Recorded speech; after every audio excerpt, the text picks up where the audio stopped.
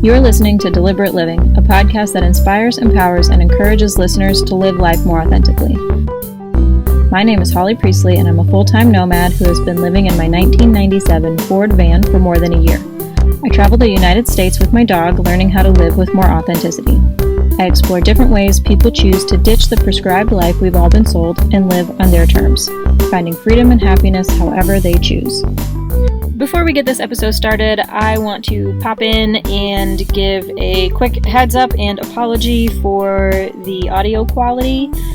After recording and during the editing phase, I realized there was some wonky feedback that happened in parts of the interview, and I didn't want to scrap the interview as a whole because I do think that there is some really good insight and value, and that Laura has a lot of interesting things to say. So power through the feedback, and I apologize. We will get that fixed for future episodes. Thank you. Hello, and welcome to another episode of the Deliberate Living podcast. This is Holly Priestley, your host, and this week I have my good friend Laura. She is a freak of nature who refuses to beat her body up all of the time and pursue her dreams of excellence with the sport of the triathlon. Is it one sport or is it three sports? Well, it's technically three sports under one umbrella called triathlon: swimming, biking, and running. Right. So Laura pursues the sport of triathlon to an extreme extent, and I wanted to have her on the show to talk about how she manages that logistically, as well as mentally, and all of the whys behind it, in hopes that you all could glean a little bit of inspiration and information from her. So hello, Laura. Hi, everybody. For everybody who doesn't know you, why don't you give a little bit of backstory about how you became a triathlete and what that means to you? Okay, yeah. So I grew up in Reno, Nevada, and my mom actually forced me to swim growing up, which I fucking hated. Like, I was that bitch that was like super lazy at swim practice, and I hated it. But we would also have dry land during swim practice, and so I found that I was like a moderate swimmer, but when we would run, I was really good at running, and I would beat all the swimmers. So I was like, well, I'm kind of good at that. So then in high school, I started doing cross country. And then I kind of had the swimming background, and the cross country became part of it. And then I would also bike just to like get extra exercise. If I was too sore to run and didn't want to swim. And then when I went to college, I found there was a triathlon team at U of A, where I went, University of Arizona. And so then I joined the triathlon team and kind of fell in love with it. So now I don't know a lot about triathlon, so forgive me if this is a dumb question. Triathlon team, it's not really a team sport. Is it a team sport? Do you do one piece and then two other people do the other pieces? Or like, does everybody, like, you do all three and they do all three and they do all three, and then y'all are just like a squad? I don't know how that works. How does it work? Yeah, no, that's a great question. So in triathlon, at least like in the collegiate setting, everyone does the swim and the bike and the run. And you're racing against could be, couple other 100 people. And the top 4 of your team scores. And so it's similar to cross country, if you're familiar with that. Like, first place, you get 1 point, second place, and so your top 4 people all score. And then that kind of determines which team won. Okay. So when you were a youth, you were kind of forced into activities, and I mean, your parents more or less like dictated your schedule into it. And when you were in college, you joined the team because, by your best efforts, you did all the activities. And then I imagine they had the college team had some kind of schedule, daily or a couple of times a week. But then even after college, you've still managed to keep this as a huge part of your life what was that transition like having time carved out for you, and then like making it a part of your studies, and then now post college making it like such a big part of your everyday? Yeah. So when I was younger, my mom would force me to swim. So I had to go to swim practice. But then I also really liked other sports. Like I really wanted to play basketball and softball and things like that. So ever since I was younger, I would go swim practice and then go to basketball practice. And then, you know, the next morning, it was Saturday, I had a softball game or whatever. And so I was kind of grew up just being really active all of the time. And then when I got to college, we had, although it was just a club team, we were pretty serious about it. Our girls team was like, not to brag, but like we were really fucking good. And so we had 2 practices every day, in the morning at 6 a.m. and then at night at 6 p.m. And we had every single day. So that was 14 practices a week. And we would go to pretty much every single one of them. And so it was like, I'd wake up at 5:30, be in the pool by 6, you know, out by 8, go to class, and then do all the things I needed to do, and then go to run practice at night, and then do it all over again the next morning. But in college, it was really great because we had my team, and they were my best friends. So it was my social setting, it was my exercise, it was my hobby, it was like everything. And so it didn't seem tedious at all. It was like super fun to go to practice every day, and we would push each other, and we were, like I said, we were really good. And so we would go to races, and it was super fun. But then post college, it got a little rough. Not having a team anymore.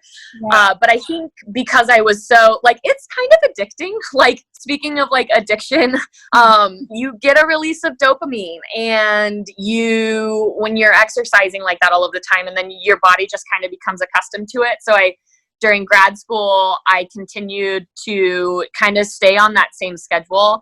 And I like being fit, because I like, you know, if anyone's like, hey, want to go hiking or backpacking this weekend, I like being able to just go do that. And so people are always asking me, like, what are you training for? And I usually have a race on the radar, but I always say I'm just training for life, because like you never know what it's going to throw at you. And I like challenging myself physically. So that's kind of why I continue to exercise, I guess, excessively. Yeah, I think that I have 2 points based on what you just said.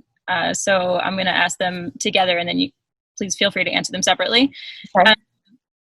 As far as, you know, the team setting in college, you know, that was everything. It was your social, it was your friends, it was everything. And then after college, you're having to navigate, you know, having these strong passions that do take up a lot of time. Mm-hmm. Physical and mental energy, and there's not necessarily like rec teams for adults doing triathlon like there are, like, you know, soccer or ultimate frisbee leagues or whatever. Yeah. I'm curious how you're navigating that from like a social standpoint. Are you making friends who like to do activities, or are you carving out time for activities and time for friends like totally separately, or how are you navigating all of that? And then the addiction that comes with all of the dopamine that you get from exercising. I mean, I'm with you in that, like, I like to keep a baseline level of fitness so that I can do activities. Mm-hmm. Yeah. I like to go backpacking. I'm starting to really enjoy running and all of that. But my activities, well, barring some of my hikes and my backpacking, like, don't necessarily take all day for me to like train for. Yeah. So I guess that kind of does actually fit into the first one as far as making that time. You know, you get 2 days off a week, depending on whether we're in COVID or not. And, you know, a whole day basically dedicated to fitness. And I know you do fitness every single day in some form. Yeah. Yeah. Great questions. I think a lot of it comes down to in school, and I always thought this was the craziest thing, because during school I would always think, I can't wait till I just work a job and I don't have to do homework. Then I can wake up and I can train and it'll be great, and I can go to work and then I can train.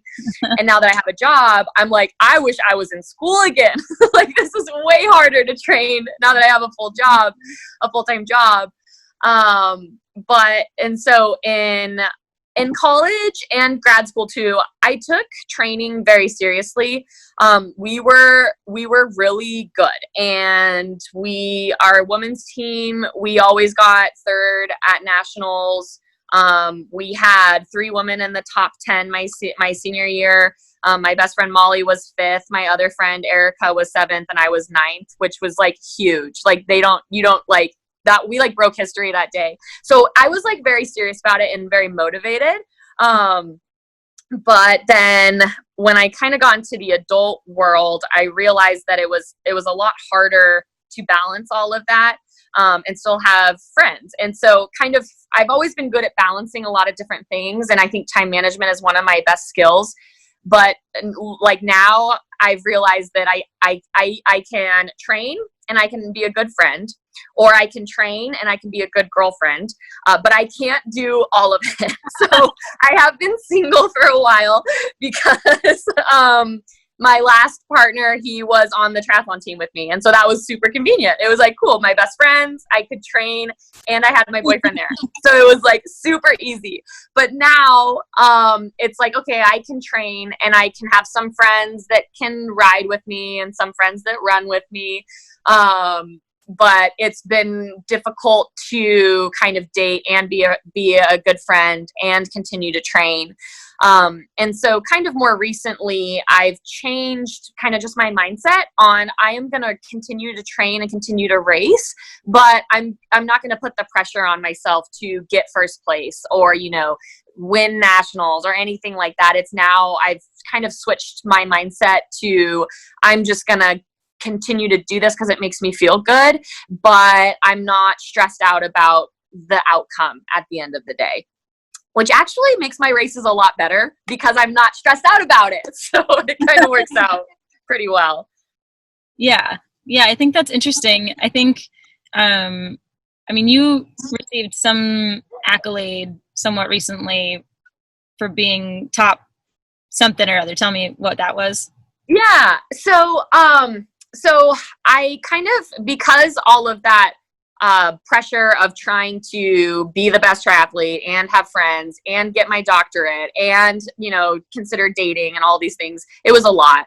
And so I kind of had a really shitty race season my last year of grad school because of all of those factors. And so then I kind of took a break from road triathlon, which is just, your typical swim, you get on a road bike and then you run. And I decided to take a break from that. And then I kind of transitioned to off-road triathlons, which is swim and then a mountain bike and then a trail run. And so I liked that because it was new and I had no expectation. I was like, I'm going to be bad at this. I don't even care. I just want something new. Turns out I actually was pretty good at it. And so then I got in my age bracket, which is 25 to 29, I'm 26. I placed first in my age group in the United States. Which sounds really cool, but like I don't have a whole lot of competition, so like there's not a lot of girls that do this. No, man. Okay. You don't get to minimize your efforts and like minimize your accomplishments. That is not what this podcast is about, not even a little bit. So okay. Then okay. Okay, so I started doing off-road triathlon, which was super fun, and the first one I did, I won it, and so I was like, wow, okay, I could be really good at this, and then yes, I last year I won in my age group the best in the United States. And so I had aspirations this year to try and qualify for Worlds, which is in Hawaii every year. And so I was like super pumped on that. And then COVID hit. So then there was no races or anything. So this year I've just kind of been continuing to train for fun, but not racing or planning anything serious this year. So maybe next year. Do you think that that step back from being competitive has been good for your mental health or detrimental? I think that's a great question. I think that it has been so good, because it used to just stress me out. And then it turned into it was used to be my hobby. In college, it was my hobby. And then it kind of, what's that? It didn't sound like a hobby if you're doing 14 practices a week. Yeah, I know. I don't know. I'm weird. Okay. But I got so serious about it that it would like start stressing me out. And then I would race like crap because I was so stressed out about it. And so changing it and changing my mindset and being less serious about it and trying something new, has really helped me, I think, mentally just be like, this isn't a big deal.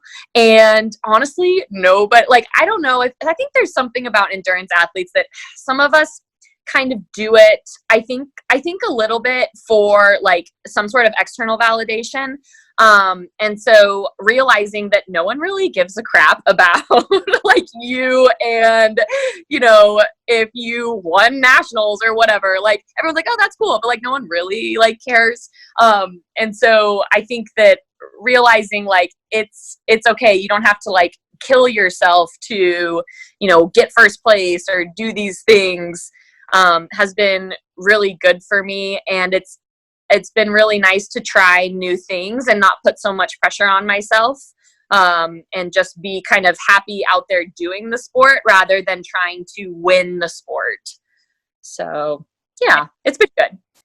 I think that's really interesting, that you bring up, you know, looking for external validation versus doing it for yourself. I mean, earlier we talked about, you know, doing the exercise because of all the dopamine, but then maybe it was also, you know, the attention, the medals or whatever.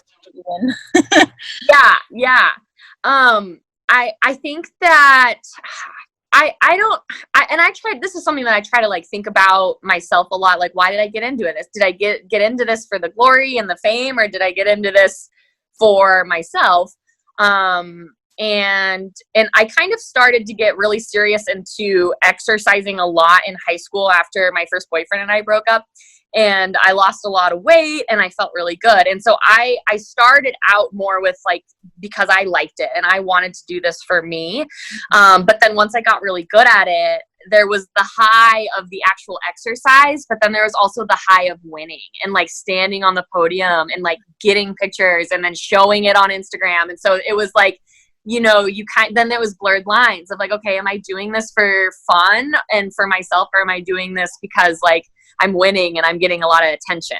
So, yeah, it's kind of interesting in that. Yeah.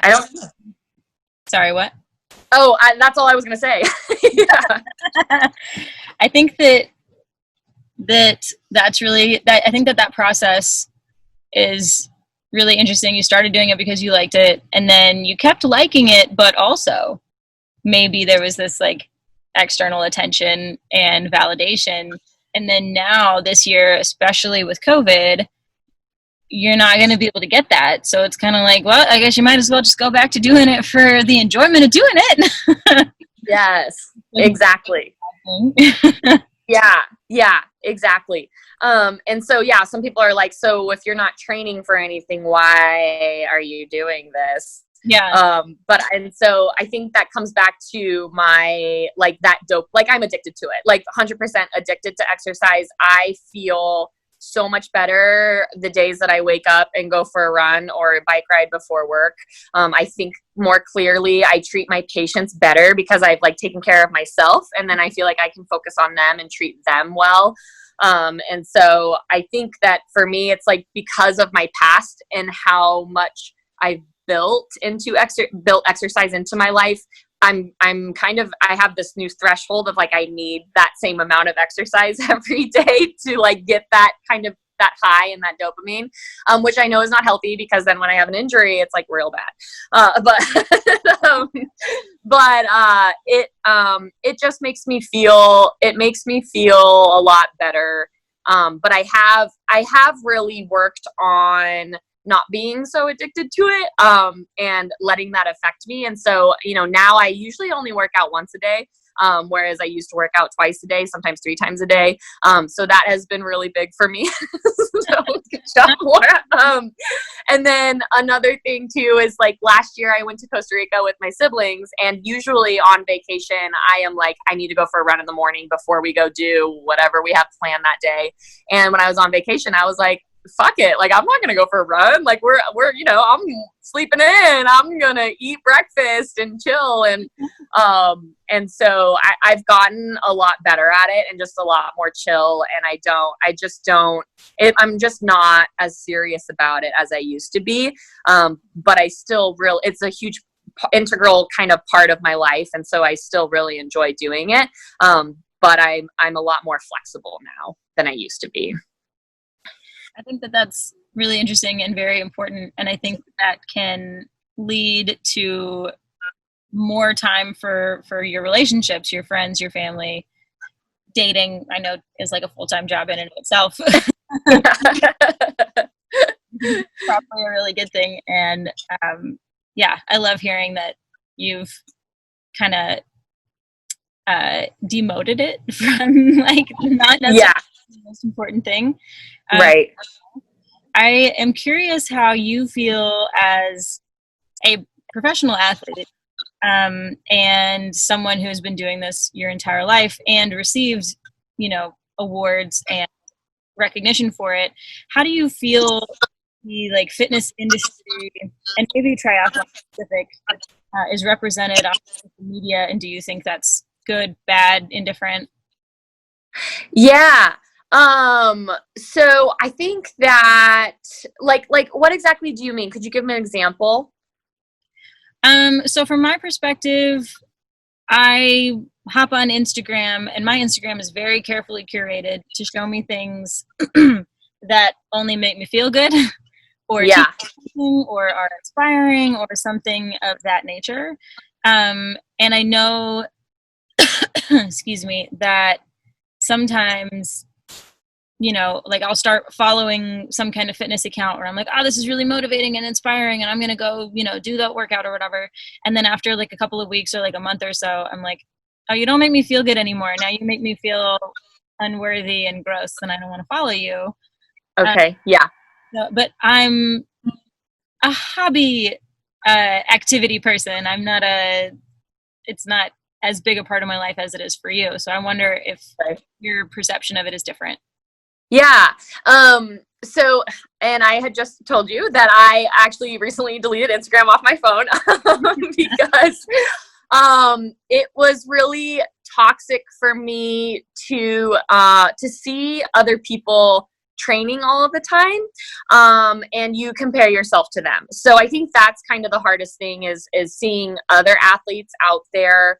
Hey, look at me, look at my wattage, look at my heart rate or whatever, look how many miles I ran today and things like that. And then it's like keeping up with the Joneses. It's like, oh, well, so-and-so ran 17 miles yesterday, so I have to run 18 miles tomorrow. And it's just like, that's really exhausting and really toxic.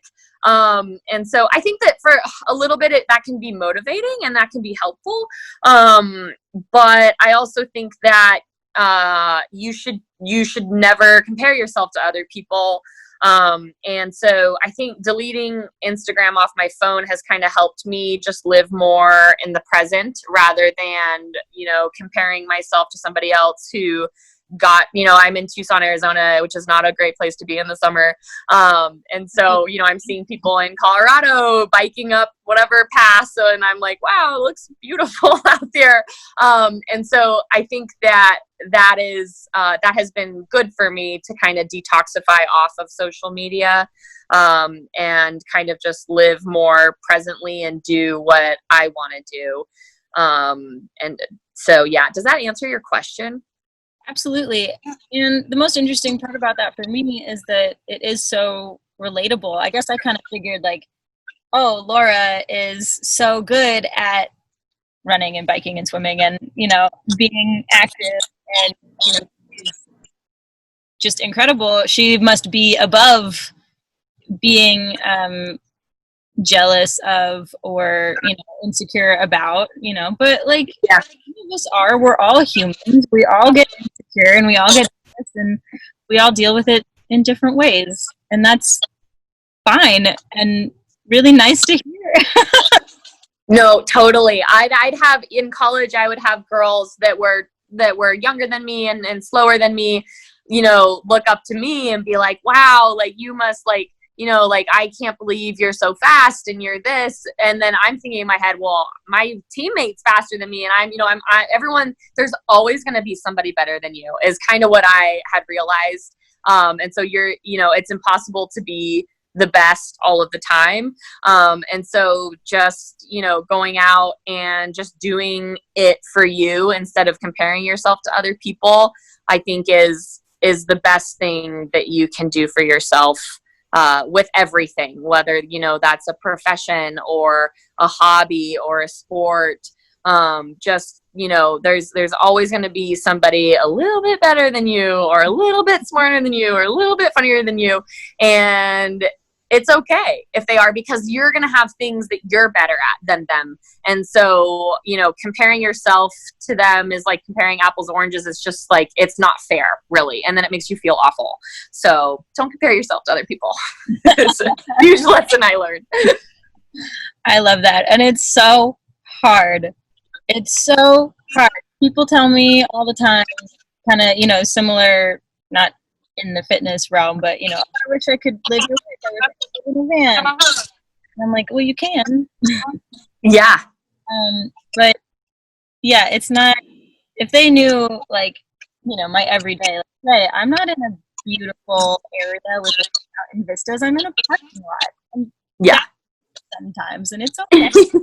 Yeah, exactly. And that's what's so frustrating for me about Instagram, I think, is because, and I'd like not to steal what you said, but if you're on it all day and you're seeing this, you start to think that that's real life. And so you're seeing people in Italy, you're seeing people, riding up mountain bike passes in Colorado, and it's this highlight reel of all of these super exciting things all of the time. And like, I'm at work, 8 hours a day in Tucson, Arizona, and it's like on fire. And so it's like,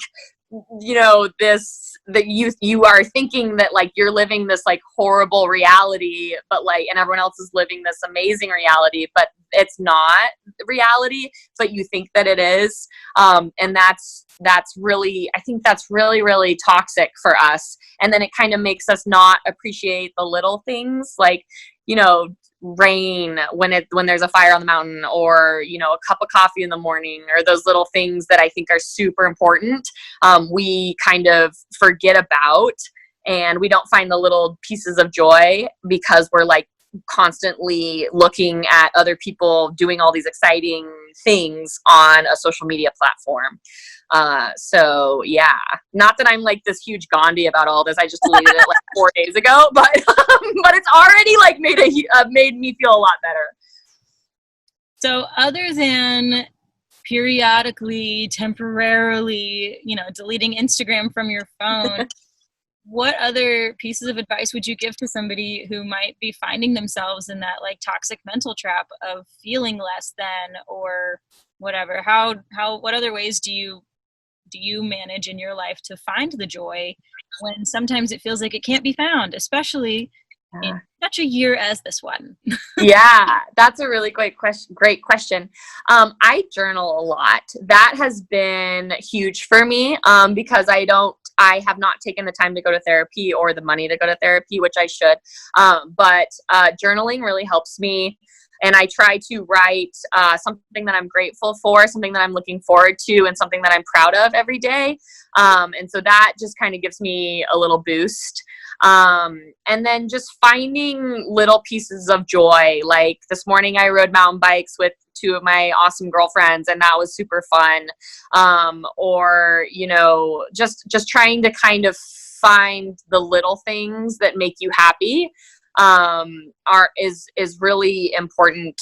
And what else do I do? I try to stay really positive, and just kind of think, okay, so why is this a good thing? Like this, or why is what is happening going to be a good thing? Or why is what I'm dealing with right now, why is this how is this going to make me better? Or how is this going to make me stronger? And so like, for example, right now I'm in Tucson, Arizona, which I don't really want to be here for too long. But I'm here because my career is really important to me and I need to be here for my career for the next year. And so, you know, finding, okay, if I wasn't here, I wouldn't have been as smart as I am, or known as much information in my career, or been able to meet as many other therapists that can help mentor me and things like that. So kind of trying to look at the bigger picture, and then just really appreciating those little things in life. And I think gratitude is huge as well, because things could always be so much worse. So yeah, journaling, gratitude, and trying to look at the big picture. Sorry, that was kind of a long-winded answer, but those are like the big things.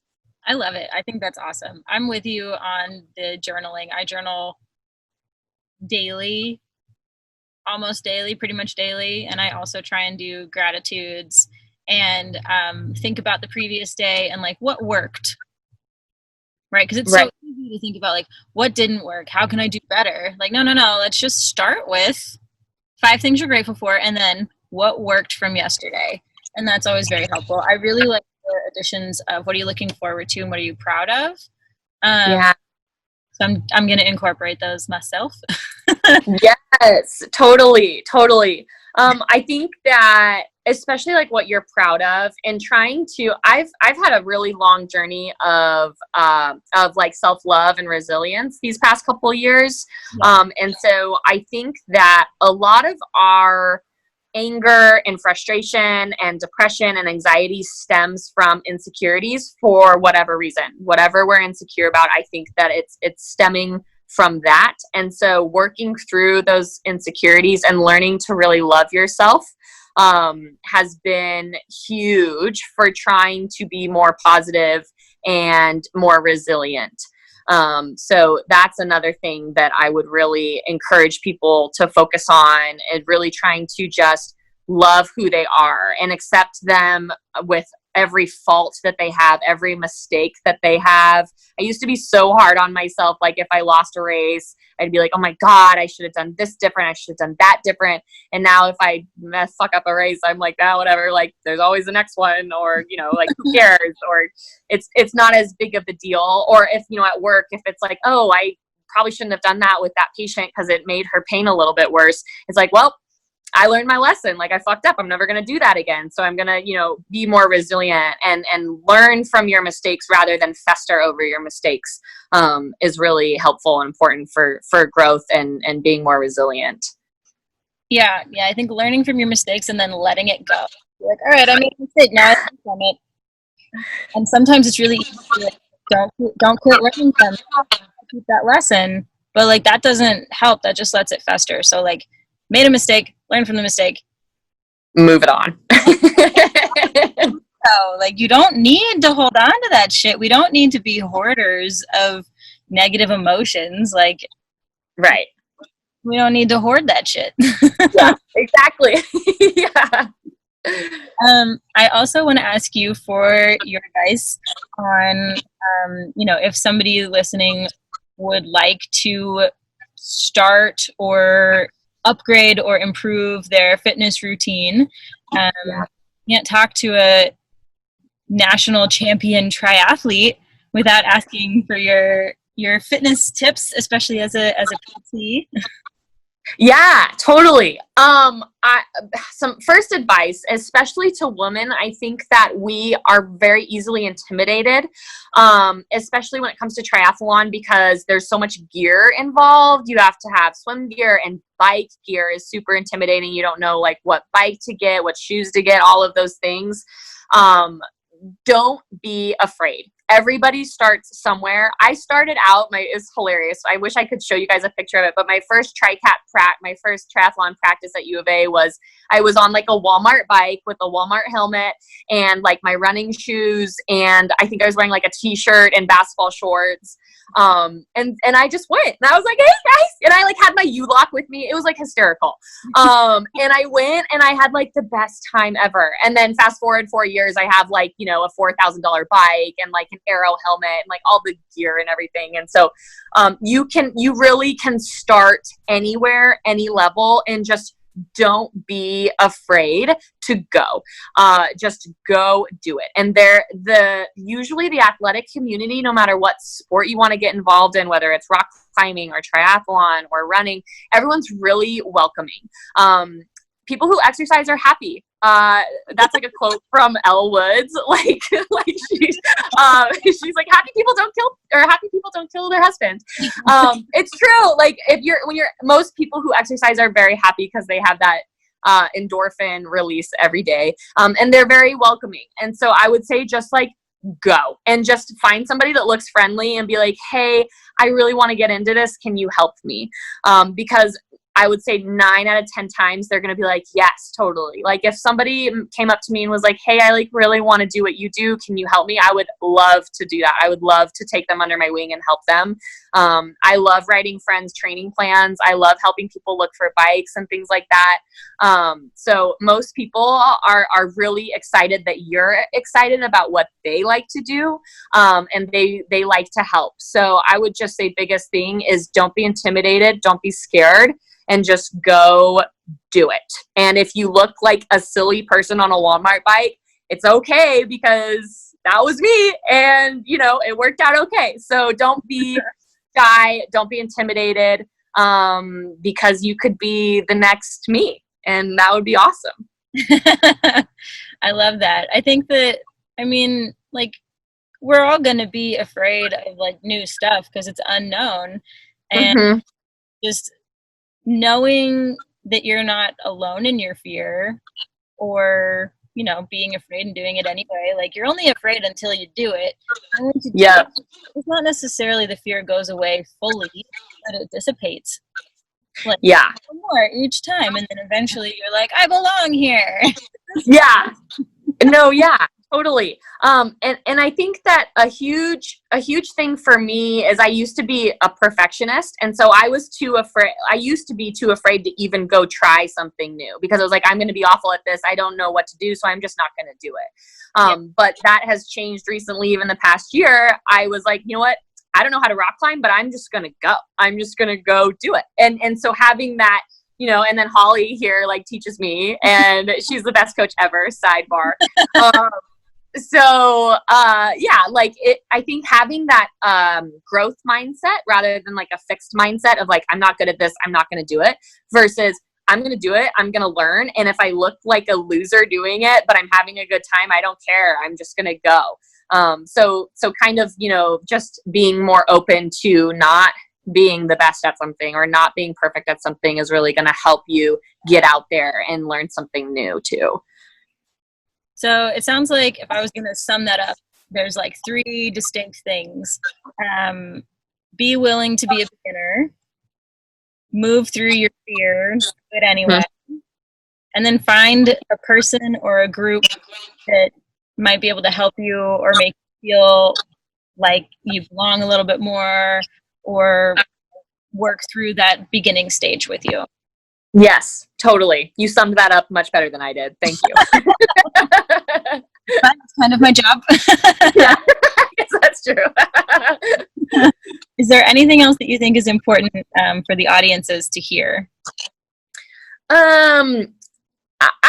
I would say that if you are trying to be more fit or more outdoorsy or whatever, don't be afraid and go do it. There are always, it's expensive to go do activities, but there are always people that have old gear or things that they want to give you. And so I would say just go do it and don't be afraid or intimidated by people. And it just, especially women, it just like, I just wish that I feel like it's more of like a male dominated sport like triathlon is. And, I'm not sure about rock climbing. You might be able to attest better, but I think they're pretty male dominated and like white male dominated. Exactly. Yes. Most sports are, because that's like we're still progressing. Like, like my mom, they didn't even have like high school sports or like college sports. I mean, she's kind of old, but like not that old. So we're still kind of in that transition. So just don't be afraid to go out and try it, I think is the biggest thing, to tell you guys and encourage you guys to just go out and do it. Even if you don't think that you can or don't know where to start, just kind of try and find one person that you can talk to, and don't be shy, and don't be intimidated. Biggest thing, like, don't be intimidated, I think is probably number one. Awesome. I love it. If people wanted to come find you on the social medias, Yeah. So I probably will re-download Instagram in a few weeks. So I'm probably going to go through like transit, like, I'll have it on and off periodically, but my handle is at Lailey, Lailey 130. It's kind of like my first and last name, Laura Haley, Lailey. And then 130 is my birthday. And so that's my Instagram handle. And then I think that's all. I mean, Facebook, you can find me. If you want to get started with anything, feel free to shoot me a message. My name is Laura, Laura. Last name is Haley, Haley. I'll provide links to these in the show notes as well. Okay, cool. Yeah, I'm also on TikTok, and I'm kind of really into that. So find me on TikTok. I think that's all the social media that I have. I think I have a Twitter, but I haven't gone on it in several years. So, yeah. Awesome. Thank you so much, Laura, for joining us for this week's episode of Deliberate Living. And I hope that everyone listening feels a little bit more empowered to pursue whatever activity it is that they find interesting. And don't compare your life to somebody else's, and do things that make you happy regardless of what other people think or any kind of external validation. You deserve to do the things that you want to do. So. Hell yeah! That's what I'm talking about! All right, and we will be back next week with another episode of Deliberate Living. Thank you very much. Bye-bye! We've reached the end of this episode of Deliberate Living. You can find the show notes and everything we referenced over on my website, and be sure to subscribe wherever you listen to podcasts, on YouTube, or sign up for email updates every time something new is published. I'll see you next time on Deliberate Living, and until then, keep your life on the DL too.